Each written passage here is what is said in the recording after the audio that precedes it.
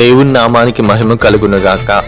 ప్రజలు పాపములను మోసక్రియలను మానుకొనకుండా ప్రభువా ప్రభువా అని పిలిచినను దేవుడి వలన వీరికి ఏమాత్రము ప్రయోజనం ఉండదు. దేవుడు ఇట్టి వారందరికీ విరోధముగా ఉన్నాడు. వీరు శాపముల వలన రోగము వలన శిక్షించబడుదురు. హఠాత్తుగా ఆస్తులు నాశనముగను. అంతేకాదు దేవుడు ఆశీర్వదించడు. అందుకే దేవోక్తి ఇలా పలుకుచున్నది, దేశము కేవలం వట్టిగా చేయబడును, అది కేవలము కొల్ల సొమ్మగును.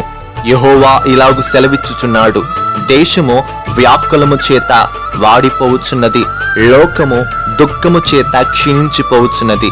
భూజనులలో గొప్పవారు క్షీణించిపోవచ్చున్నారు. లోక నివాసులు ధర్మశాస్త్రమును అతిక్రమించుచున్నారు. కట్టడను మార్చి నిత్య నిబంధనను మీరి ఉన్నారు. దాని నివాసుల చేత లోకము అపవిత్రమాయను. శాపము దేశమును నాశనము చేయుచున్నది. దాని నివాసులు శిక్షకు పాత్రులైరి. యెషయా గ్రంథము 24వ అధ్యాయము 3 నుంచి 6 వచనములో ఈ విధంగా రాయబడి ఉన్నది. Praise the lord.